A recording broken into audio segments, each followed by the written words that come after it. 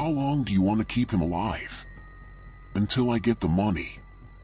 And if you don't get it, what else will be cooked for vultures?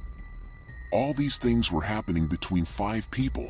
These people were in the ruins of an old fort outside the city. These negotiators were kidnappers who used to kidnap for ransom and finish as soon as the ransom was received. This time, they kidnapped a 21-year-old student, Vidhi. She had come for her NCC training, and these people kidnapped her from there. The main kidnapper was Bhima.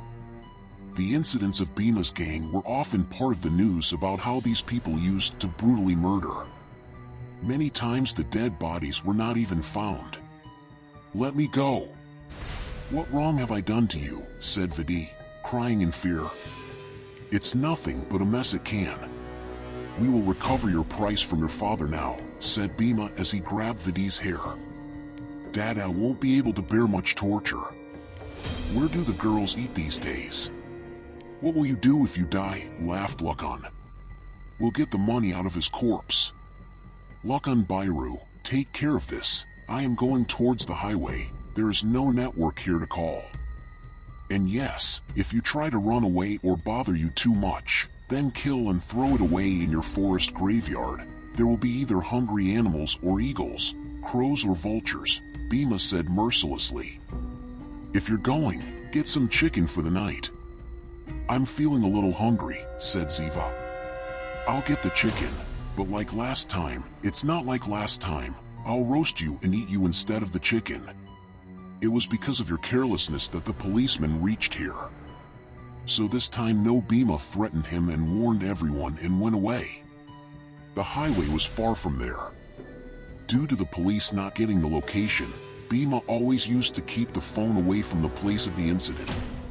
As soon as Bhima left, the remaining kidnappers started drinking alcohol.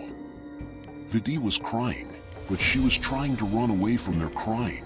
Seeing those people drowning in alcohol, she started trying to open her hands by avoiding her eyes.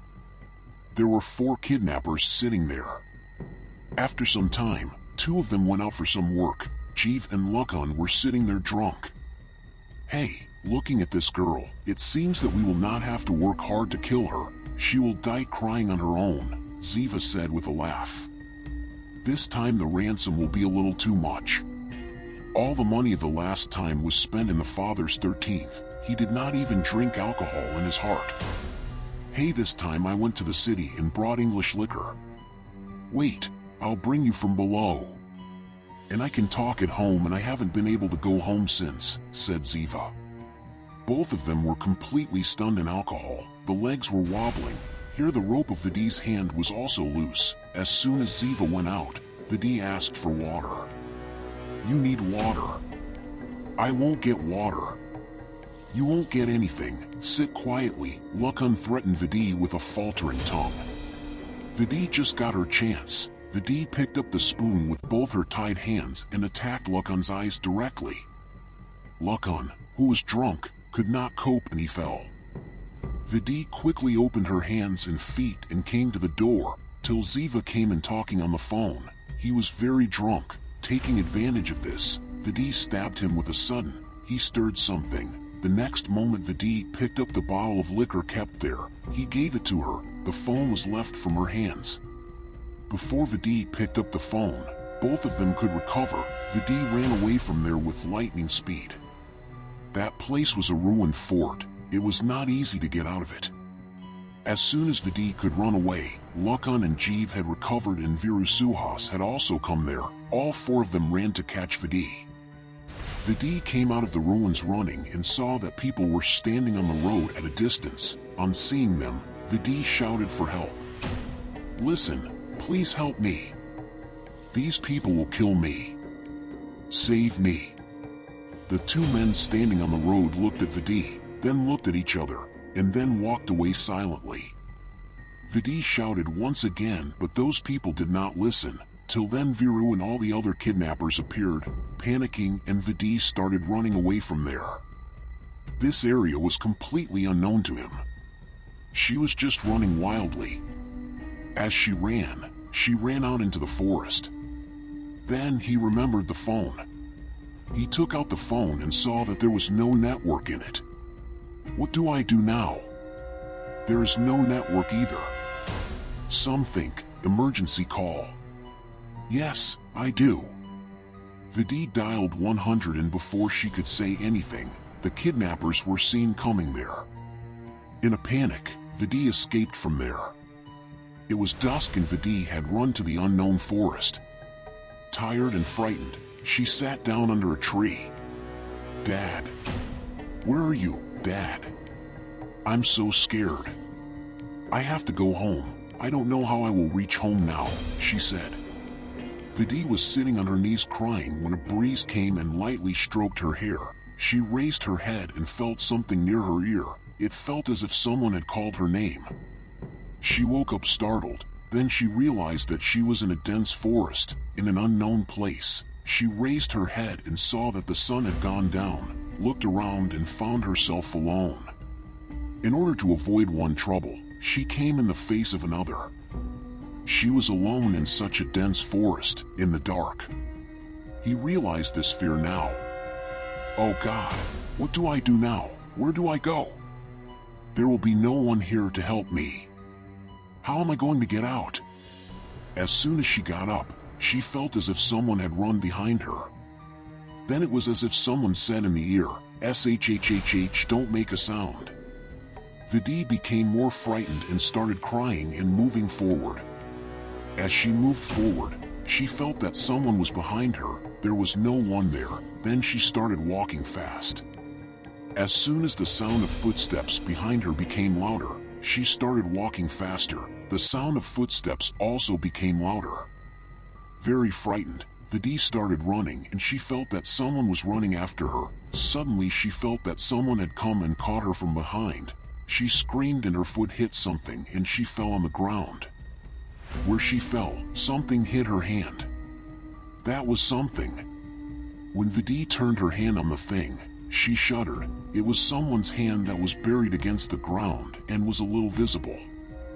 Vidhi began to tremble with fear and started crying with fear while clasping her feet there. His cries were added to the cries of dogs.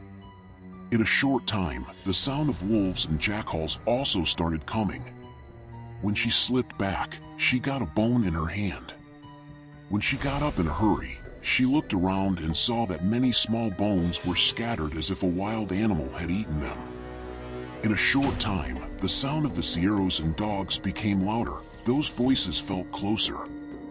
When Vidhi raised her head, she went to the city. Wild dogs and jackals were standing in front of her. What to do now? There is no one here who can save her. She will eat her. For fear of this, she stood up and slowly started moving back her steps as she moves back as jackals and wild dogs start moving towards her. She was very scared, trembling due to fear. One of them went ahead to attack her. She closed her eyes in fear. Only after attacking her, someone came and removed her from there. When Vidhi opened her eyes, she came to life. There was a policeman there. "Are you okay, ma'am? Don't panic. Nothing will happen to you. You don't need to be afraid," the policeman reassured Vidhi, looking at those wild dogs and jackals with frightened eyes. "Don't be afraid, ma'am. I encounter such wild animals every day and I know how to drive them away. Just don't panic and look into their eyes without fear," said the policeman. But that was all Vidhi could say out of fear. Don't be afraid. Just have the courage to look them in the eye and prove to them that you are not afraid of them. Once you frighten their leader, the whole people will run away on their own, said the policeman. Not the method, and he got a little courage.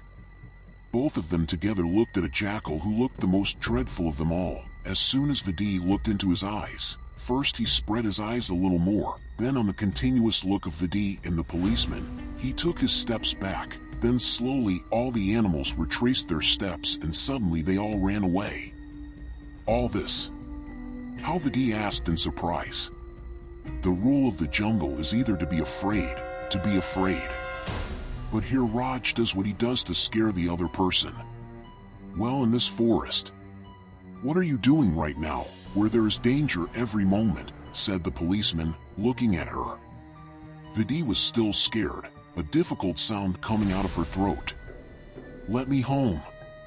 I have to go. Don't be afraid at all. I will take you safely to your house. I am the forest officer here, and I am aware of every corner of the forest. You do not need to be afraid of me. But how did you get here? Listening to the forest officer, Vidhi told him everything that had happened so far, how she reached here, what happened. They are very dangerous, sir. One of them is named Bhima, said Vidhi in a frightened voice. Oh. Bhima. He is the devil in the form of a human being. The carrot cuts like a radish. Where we are standing at this time, and the scattered bones that you see, the remains of the corpses of the people killed by it are eaten by wild animals. Vidhi got even more scared when the policeman told her. Sir, he won't leave me either, she cried. Don't cry, I will throw you out of the forest. We have to get out of here as soon as possible before Bhima and his men reach here. They have more weapons and more people. We can't fight them. It's better to defend ourselves and get out of here, the policeman explained to him. Vidhi nodded, and both of them had left from there. As Vidhi was moving forward, she felt as if someone was watching her. Sir, is someone here? Sir, it seems that someone is watching right now, walking with us, said Vidhi timidly. You are new here, so it seems that I have been doing this duty for the last 3 months. I have never seen anyone here. Just heard your scream today, so I came to this side. I also don't come here much. The area is very dangerous. The policeman kept telling everything to the law. Gradually the fear of the method was decreasing, so both of them were moving forward while talking. The policeman would sometimes tell the stories of the forest and sometimes tell some tricks of self-defense. I have a camp when I walk away from here. You will find my companions. We will try to contact your family members from there, the policeman said. Both of them kept walking for some distance when the policeman alerted someone's feet. The law seems to have some. They both hid behind a tree. His apprehension was absolutely right. If Viru Lukan and he were both looking for the method. Don't be afraid, I'll see. Oh no, said the policeman in a desperate tone. What happened, sir? She asked. My gun. Where's my gun? Oh, said the policeman, putting his hand on his forehead. What do we do now, sir? Vidhi said nervously. SH. The 30th consonant of the Devanagari syllabary. Shoo, he said, putting a finger to his mouth. They both stood there silently. There, at a short distance from them, Lukan and Viru Kar. Viru was standing. That girl should not be saved, Viru growled angrily. Yes, because of that, Dada killed Ziva. Because she dodged him and ran away. If we don't catch him, they will kill us too, said Lukan, clenching his fists. Vidhi was very frightened to hear the words of both of them. Both of them kept searching for the method here and there, and after searching for some time, they went ahead. As soon as they left, the method cried. Sir, these people have reached here. They won't leave me, cried Vidhi. Law. Don't be afraid. Nothing will happen if you are afraid. Our biggest threat is our fear. Have courage, everything will be fine. We still have a long way to go. The camp is far away from here, and this area belongs to these miscreants. If we get out of here, it'll be all right. The policeman comforted him. Gathering all his courage, the method began to move forward. After walking for a long time, her courage began to respond. She was very tired, hungry, and thirsty too. Sir, I can't walk now. Vidhi gasped. Have courage, there is a camp only a few kilometers from here. Everything will be okay when we get there. Sir, water. Water. Get some water. Vidhi's voice came out with great difficulty. Water. It's all right. You stay here. I'll bring some water. And yes, don't go anywhere and don't be afraid. Have courage. No trouble is greater than courage. I'll be back soon, the policeman said. Sir. The method was a little apprehensive. Have courage. Whatever happens, you have to face it with all your courage. From the brain. Okay. Keep it with you for your own protection. I'll come, the policeman said. Vidhi sat there scared, frustrated, and sad. Her tears could not stop. She sat on her knees with her eyes closed. After a while, he was distracted by the sound of footsteps. He felt that someone was standing right in front of him. He thought that the policeman had come. You are here, sir. Watermill. All she could say was that when she saw the face of the person in front of her, she turned white with fear. Bhima was standing in front of him with a gun pointed at him. You're here. Vidhi said in a very frightened tone. There's a mouse hiding here. Participated as much as I had to run. Now relax. You have eaten a lot of mine forever. Today I will give you death like this. Death will also tremble, said Bhima while gnashing his teeth. Sir. Vidhi was screaming and calling out to the policeman. Not even a dead man will hear your voice here. Saying this, he grabbed Vidhi by the hair and dragged her. When Vidhi tried to escape, she slapped her 2 to 3 times. Vidhi fell on the ground. Blood came out of her mouth. She fell on the ground. Vidhi remembered the words of the policeman who had told her to defend herself and face the situation. He closed his eyes and spat and mustered up courage. As soon as he turned around, he filled both fists with mud and threw it towards Bhima. As soon as the soil fell in his eyes, Bhima's balance deteriorated and his hand fired. The method survived this fire. He picked up a stick in his hand with a sharp end which the policeman had given him. Before Bhima could hit him next, Vidhi grabbed the wood with full force and rammed it directly on Bhima's neck. The power with which the method attacked was absolutely accurate. The wood penetrated deep into his neck. Bhima groaned for a while and piled up there. It happened so suddenly that even Vidhi herself was not convinced. She stood there bewildered. Then the policeman came back. Seeing Bhima dead and Vidhi was standing, he understood everything. You're okay then? Yes. On the question of the policeman, the law stood silent. Method. He shrugged off the method.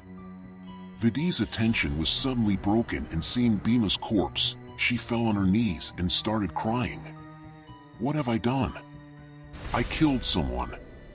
Someone got blood from my hands, he said, hiding his face with both his hands. It's not blood, it's self-defense. You did not kill her, you saved your life, the policeman explained to her, but she did not want to understand the law. She was crying continuously. What have I done? Vidhi snarled. You have killed a monster who took a human body. You didn't do anything wrong. Now get out of here.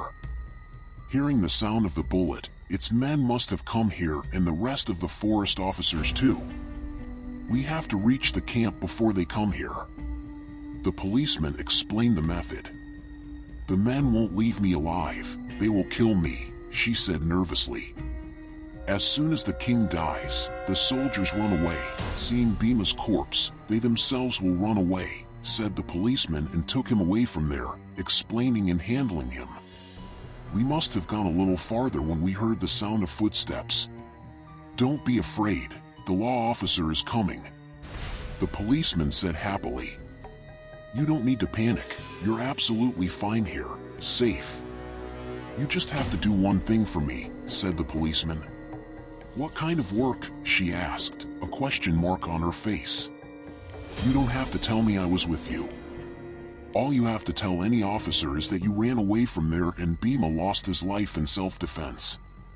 Hey, don't think too much. I was on punishment for 2 days and I was sent somewhere else, but I avoided punishment and went to the forest where no one comes and suddenly you were found.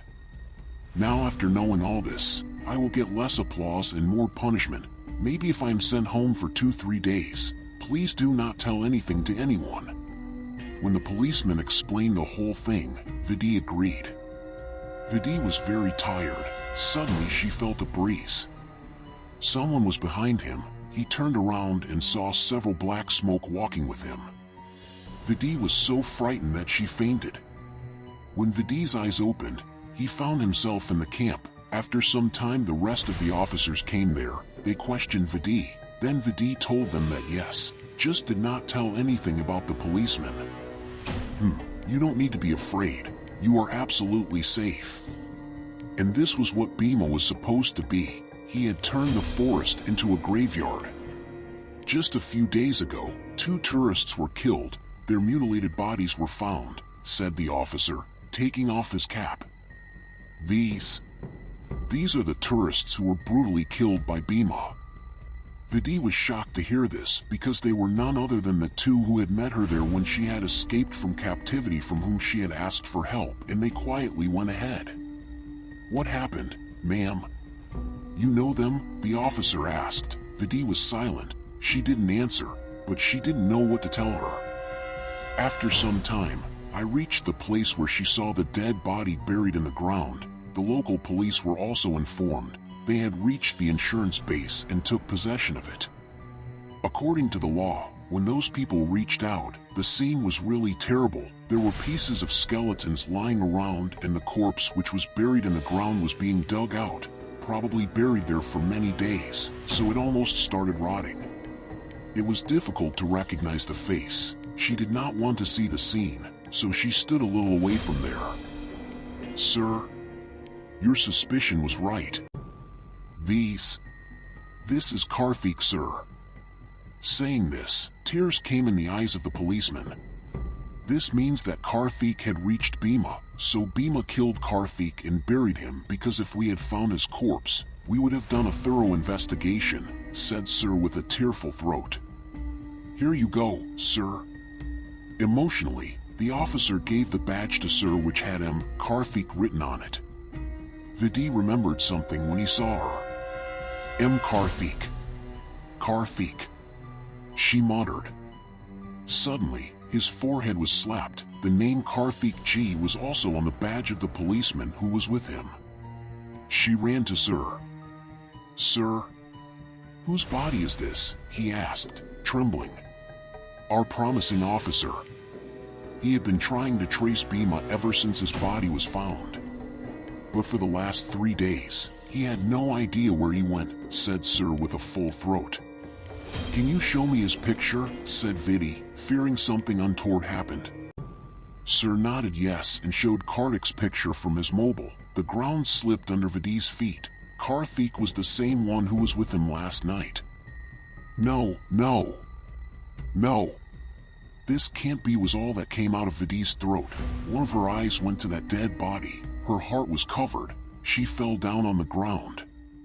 He could not believe what happened so far. Karthik was with him, saved his life, helped him. Then how? How? She started crying as she walked back with her steps, remembering how she had helped her and told her not to tell anyone about herself. Why? Why did this happen to me? She was a soul. And Vidhi was saying to herself when suddenly a voice came to her ears. Because you were the only one who could see us. This voice was none other than Karthik's, standing in front of Karthik. Seeing Karthik in front of her, she was shocked. You? That's all you could say. Yes, I'm not alive, nor was there yesterday. I was killed by these people. My souls and those like me were wandering there. You could see all of us. I wanted to help you get out of there safely, so that you can tell everyone to bring us here and we can all be liberated, said Karthik. But why did you get him killed by my hands? She asked. At that time Bhima had come there, and I am a spirit. I could not kill him, only you could see me, could hear and feel me. Did I know all the souls present there? Which you saw again and again. To save your life, it was necessary to lose Bhima's life. Karthik replied. Sir? She cried. Don't cry. You have liberated all of us. Now we can all go from here. Our souls have found peace and peace. As soon as Karthik said this, many souls stood there, and those 2 tourists too. Everyone's eyes were moist and they were looking at the method with gratitude. Everyone thanked him with folded hands. Seeing this, Vidhi's eyes were also filled. "I'm sorry if I've made a mistake." "Thanks to liberate me," said Kartik. "Thank you, sir, you saved my life. I have never seen a policeman whose soul is also doing his duty." "Thank you so much, sir," Vidhi cried. As soon as Karthik said this, there was a bright light and all the souls including Karthik disappeared from there. Vidhi stood there thinking. After some time, Sir came to her and asked her to go back. Vidhi was looking at Karthik's dead body with staring eyes. She remembered all the things that happened yesterday. Vidhi sat in the car and left from there, but as soon as she left, there was a black smoke. Slowly that smoke turned into a shape. He was Bhima. "This area was mine. It will remain mine. Ha ha ha." The 30th consonant of the Devanagari syllabary. The 30th consonant of the Devanagari syllabary. The 30th consonant of the Devanagari syllabary. There is someone